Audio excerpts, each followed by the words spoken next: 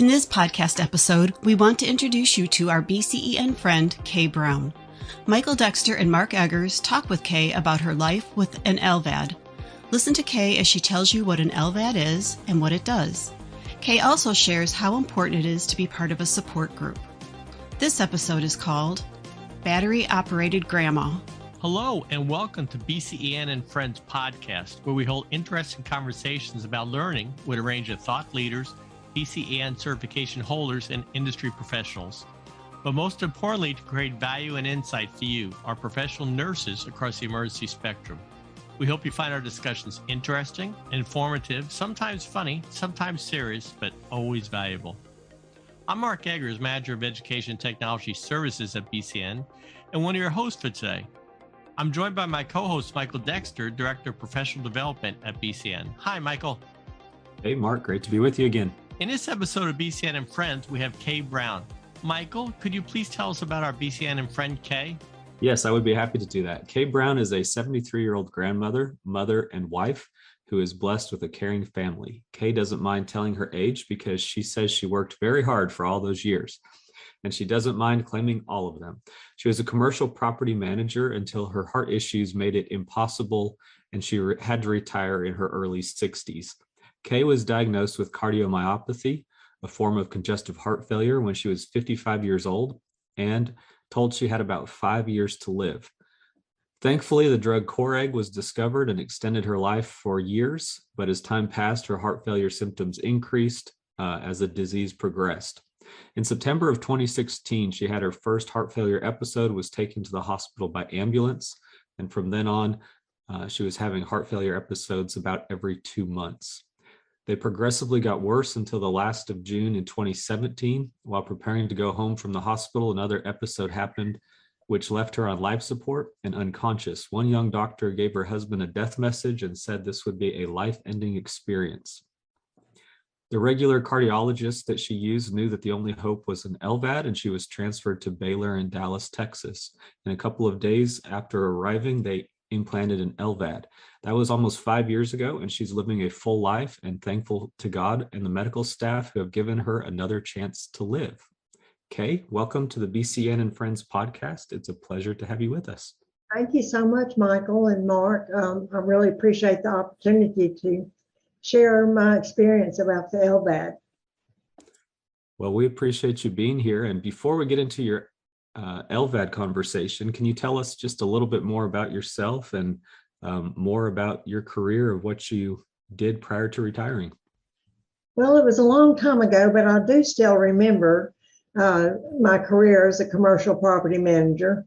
It was high stress, which really helps when you have cardiomyopathy, but it was high stress. I worked for some great people, great building owners, and you're kind of in a situation where you're balancing working for the company that you work for, the commercial property company, the owners of the property, and the people that are leasing the property. So it was a lot of juggling balls, but I'm thankful for it and met a lot of wonderful people. Well, great. And so now you have an LVAD, and I wanted to ask you about that because some people feel like having an LVAD is juggling balls and there's different components involved and things. So can you tell everybody about your LVAD and what exactly it does? Okay. The LVAD is a left ventricular assist device. It's attached to my heart on the left ventricle, lower side of my heart. And then it has a tube that runs around and goes into the aorta. And so it takes blood out of the ventricle and back into the aorta and moves the blood that my heart is no longer able to do. Yes, there are things about the LVAD. I mean, I'm battery operated. My grandkids love that. They say I'm a battery operated grandma, and I am. So we all laugh about that. I have no heartbeat. I have no pulse. Matter of fact, I have a T-shirt that says "No pulse, no problem." The LVAD makes a whirring sound. Mine, I have a HeartMate 3, and it goes. And so when you listen with the stethoscope, that's what you hear. You don't hear heart thump thump anymore. When you go to take your pulse, you can't feel a pulse. Blood pressure is the same way. And of course, the first thing nurses usually do, medical staff usually do, is want to take your blood pressure and your pulse. And I tell them, look, I'm not telling you not to try, but you're not going to get anything, but I'm not dead. I'm okay. I've just got to LVAD. So it's interesting. It can be difficult, but here I am 5 years later, and I'm alive, and I'm living a life that I wouldn't have had it not been the LVAD. So I'm very thankful for that. And anytime I get down about something that's going on, or my back hurts for carrying around these batteries and everything, I think, but I'm alive and thankful for it. Yeah, that's great. And so for our listeners, and thank you for explaining the LVAD, and for our listeners wondering about why she may not have a pulse or a blood pressure, that blood, as it's being pulled out of the left ventricle and put into the aorta, it's a continuous flow of blood. It's not a pulsatile flow. And so that's why there's no pulse, because the blood is constantly being moved through a pump that's continuously spinning rather than pulsatile flow. So yes, she is alive. She's talking. She has good signs of perfusion, and we're having a great conversation now. But very good point. No pulse and no blood pressure in most patients. So tell us again a little bit more about your VAD. You told us what it does, but what is it like as a patient or as an individual that has an LVAD versus prior to getting your device? Tell us about some of the things that you dealt with before you had an LVAD, and then now that you have had one, tell us what life is like with that. Before I got the LVAD, the cardio myopathy had worked so hard on me that I could barely get across the room. I remember times when I'd be sitting in my chair. I don't have a big house, and I'd have to really make up my mind if I wanted to walk the 10 steps to the bathroom or to the kitchen. So being here was a struggle because of the low heart function. The things that we have to do on a daily, weekly basis, monthly basis with the LVAD is you have to change out your batteries. You can hook to shore power at night, which means we have a device. It's a base device that we charge our batteries. And we also have a device that we can get off of the batteries and hook up directly to electrical power. So there's that you got to deal with. You have to constantly check every day what your rates are doing, what the LVAD is doing, what your heart rate's doing, what your flow is. So, I mean, there's some medical things that you have to tend to on a daily basis. On a weekly basis, Coumadin, and so I have to check my INR weekly and get with my doctors and see if I need to go up or down on it. Also, once a month, we have to clean our batteries and our charger and our controller and charge it. So there's some daily maintenance, weekly and monthly maintenance that has to be done in order to keep these things running. But it's very important that you take care of your equipment, because it's your life. Right, exactly. And that's why it takes a good, knowledgeable patient that can have an LVAD implanted and can help care for themselves, but also a caregiver as well. And so for you, I'm assuming that would be your husband that helps you with those things. It started off, it was my daughter. She was the one that would come to me 3 times a week to change my dressing. And that's one thing I forgot. We have a port where the connection comes out of our body, and mine's in my stomach. It comes out and has a wire that connects, drive line that connects to the batteries. And it has a sterile bandage on it that we have to change weekly. Now I change my own, and it varies per person. Some people, especially early on, like me after surgery, you'd have to change it 3 times a week. and my daughter would come down and do it. My husband had a little trouble with the bandage changing because his hands are so big that he didn't have the manual dexterity needed. But after 6 months, my daughter taught me how to do and so I do it myself. And it just varies. A lot of people still have a caregiver that changes their dressing for them.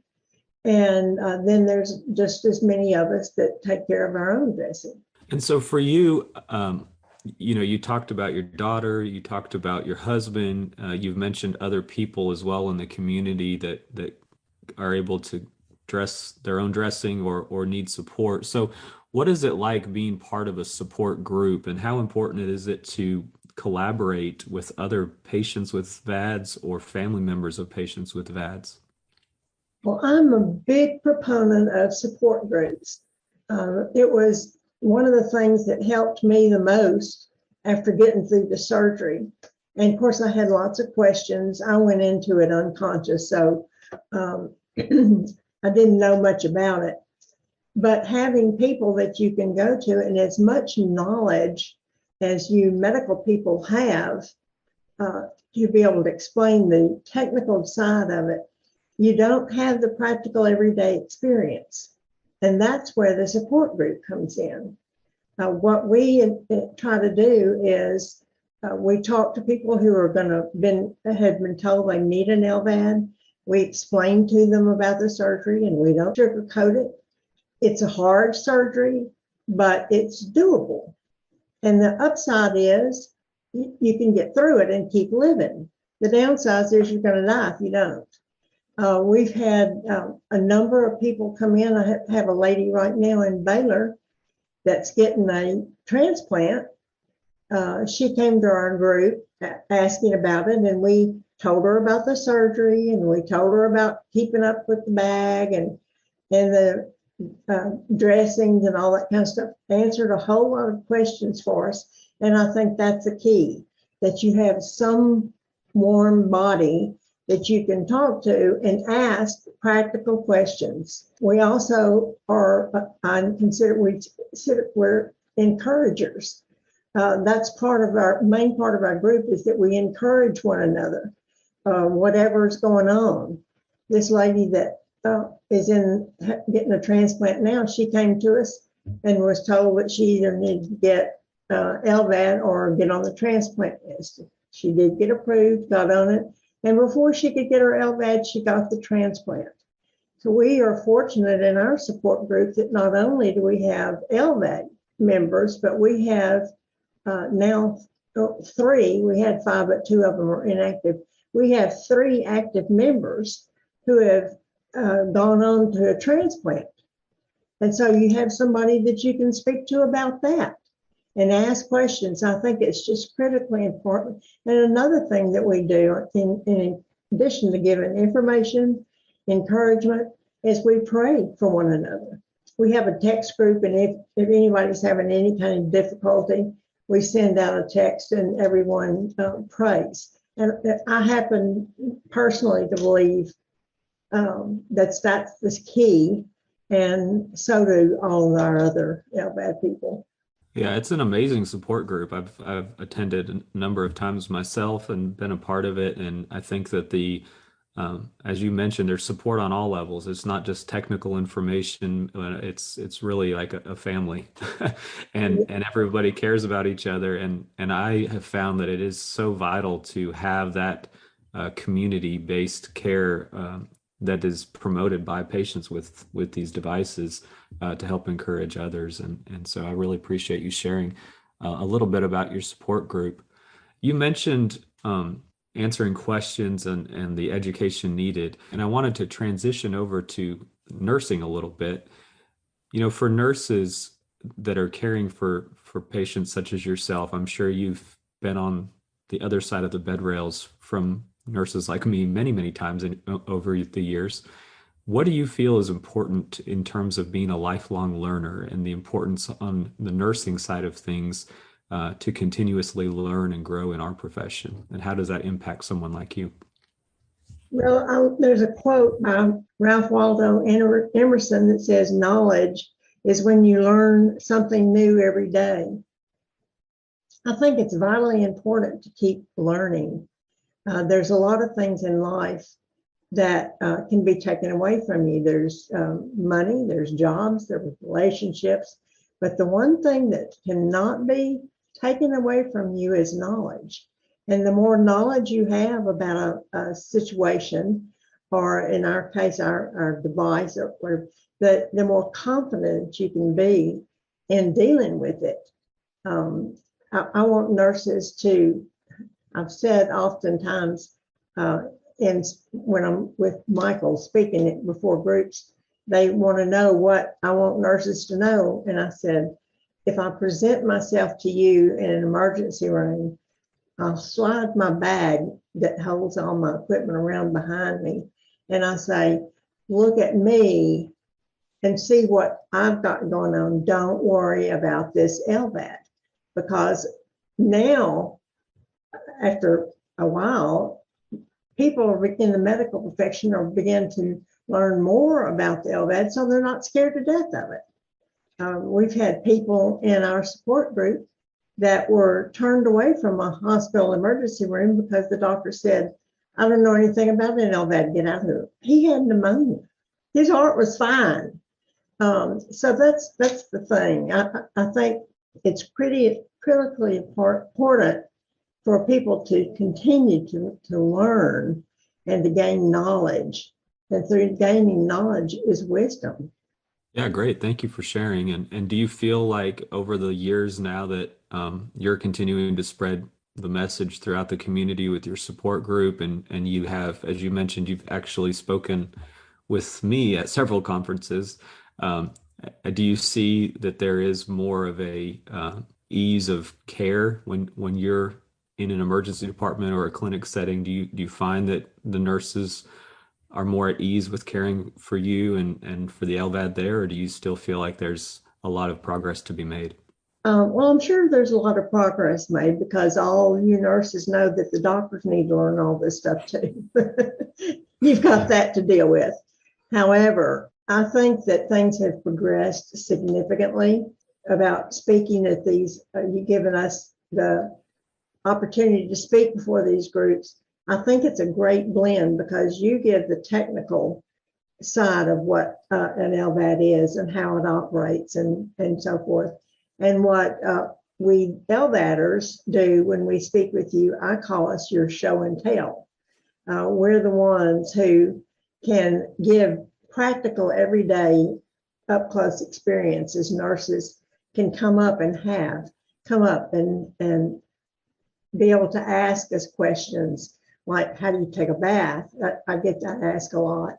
And they want to listen to the LVAD. I carry around stethoscopes so people can listen, because it has a different listen. I think that they are learning. I'm especially excited because in Shreveport, in our area, we have a new doctor that has come in within the last 2 years that's a specialist in heart failure and LVADs.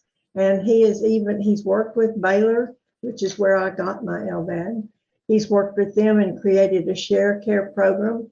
They are not yet locally doing implanting of LVADs or transplants, but he has staff that are well aware, and they're working toward that end. But it is right now, he and his staff and some of the people with him are able to service us. And I have recently, as Baylor called it, been adopted by the local doctor. So I don't have to go to my implanting station anymore. I can go to my local doctor. And see, all of that came within just 5 years. Yeah. So I'm excited to see what will happen in the future. Well, thank you for sharing that. I'm going to turn it over to Mark. He has some more questions for you, but it's been great speaking with you. Good speaking with you. Thanks for having me, Michael. Well, thanks, Michael. And thank you, Kay.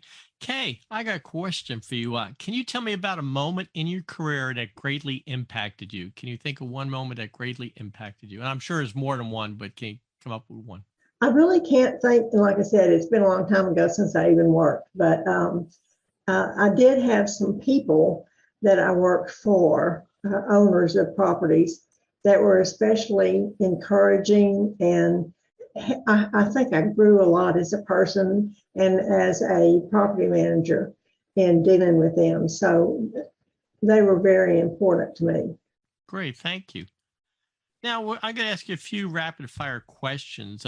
One of them is, if you weren't a commercial property manager, what other things would you have done in life? Is there something else you wanted to do? Well, initially I thought I wanted to be a high school English teacher, and I'm really glad I didn't choose to do that, especially in these days and times. That was another thing that was of interest to me. Now, I'm going to ask you some favorite categories. So, how about a favorite movie? A favorite movie. Well, I have lots. My husband and I are big movie people. We watch a lot of movies, and it's very eclectic swing of movies. I really like Midnight in the Garden of Good and Evil. It's based on a true story, and it's Savannah, Georgia, which happens to be one of my favorite cities in this country. And it was just very interesting and quirky, and I really enjoyed it. How about a favorite book? Well, the movie had a book, and I liked it a lot. It goes from one thing to another. I have a big range of interest. Right now, I'm reading a book called in a series called Dexter, and I think of you, Dexter, every time I pick up the book. But this guy is nothing like you. He's rough and tumble, but I'm enjoying the book very much. I love to read and very different types of books. Great, super. And how about a favorite song? Oh my goodness, I love music, and there's all kind of favorite songs through the years. Probably one that comes to my mind, the Eagles, is one of my favorite groups. Love the harmony, but they put out a song called "Get Over It," and it's a very pointed song about just get over it. Don't wallow around in what's going on around you. But so that's one of my favorites. I go to it a lot. Good song. I know it well. Yeah, it's a very good song. Absolutely. So, Kay, how about a comfort food or meal? Do you have any kind of comfort food or meal that you like? Well, my favorite meal, I guess, is a filet steak grilled by my husband. He makes the best steak in the world, and so that and a little baked potato and salad is just about the most wonderful meal I could sit down to. Wow, you and I agree on the song and on the meal. I like it. This is good. I'm hungry. And how about, do you have any other hobbies or interests? I know you like to read and that. And so what are the hobbies and interests? I have a real love for photography. My daddy was a professional photographer, although he died quite young when I was 14. He made a lasting impression on me and showed me a lot about composition of photos and so forth. And so I take a lot of photos, especially when we travel, and just about every picture in my home is a picture of a place that we've been. And so that's important. I love music, all kinds of music. I don't know whether that's a hobby or not, but I spend time doing it. My latest hobby acquisition, I call it my COVID hobby, is coloring on an app on my phone. I've always loved color. I like the creativity of it, and it's kind of a dummy way of coloring. You don't have to go find colors in a coloring book. You just pick up your phone, and I have a couple of apps that presents pictures, and it's kind of like paint by number. So that's my COVID thing, and I'm hanging on to it. I just love doing that. It's relaxing. Neat, very neat. Yeah, I remember color by pencils. You had the different pencils, and yeah, you would just. I've got colors. I've got pencils. Anything you'd want to make colored with, in all kinds of different color books. But the phone is just so easy. I know, right? I don't have to keep up with anything else. Mm-hmm. Very good. And Kay, if our audience would like to follow you online, social media platforms, I understand you're on Facebook? Yes. Personally, I'm on Facebook. It's K. Alexander Brown.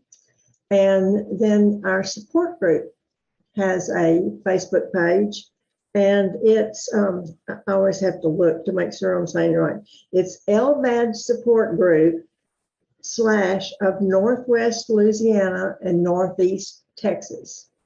And I'm the administrator and creator of that. That Facebook page is unlike a lot of other LVAD groups on Facebook in that we try to keep it centered on encouraging, funny. We go over new things that have come up in the medical community, but it doesn't get into all of the whys and wherefores and crying about what problem they're having and all that kind of stuff. So we try to just keep it funny and entertaining and encouraging. The last post I put on there is life is like a straw. You can either suck the fun out of everything you do or just relax and blow bubbles. I like that. I do too. That's good. And for our audience, just let them know what Kay just told you will be out on the podcast notes too. So you'll be able to find it out there. Well, Kay, thank you for your time today. I really enjoyed it. As far as on this episode of BCEN and Friends, for sharing your time, your stories. Great. Thank you so much. Thank you. I really appreciate you and Michael giving me this opportunity. And to all of our listeners, we hope you'll stay tuned as we continue on with BCEN and Friends and bring in new and meaningful content and perspectives. If you have a suggestion for an episode, please email us at bcen@bcn.org. I'm Mark Eggers here with Michael Dexter, and on behalf of the entire BCN team, we thank and celebrate you for all that you are doing as professional nurses across the emergency spectrum. Until next time.